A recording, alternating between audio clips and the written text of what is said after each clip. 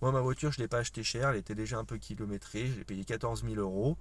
Je me suis dit que voilà, c'était un bon compromis entre fiabilité, rentabilité, parce que c'est aussi ça, hein, c'est beau de faire de l'application, etc. Mais si t'es pas rentable, ça sert à rien de travailler. Oui, il y a une chose aussi dont je vous ai pas parlé.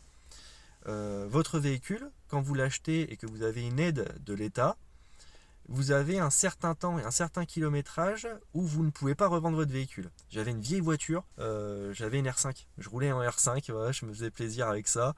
Mes enfants adoraient ma voiture. Du coup, c'est un véhicule que j'avais acheté pas cher et qu'on m'a repris 1500 euros avec la prime à la conversion. Donc au final, j'ai été largement gagnant. Mais voilà, le revers, c'est que c'est aussi ce qui a fait que j'ai acheté mon véhicule en perso et pas avec ma société. Mais du coup, je suis obligé d'attendre un an avant de changer mon véhicule. Donc voilà, mes critères prochains pour mon prochain véhicule, ce sera ça. Ce sera un véhicule, si possible, qui rentre dans la gamme berline et ou confort de Uber, électrique si possible. Dans les véhicules électriques, vous avez la batterie aussi qui s'use.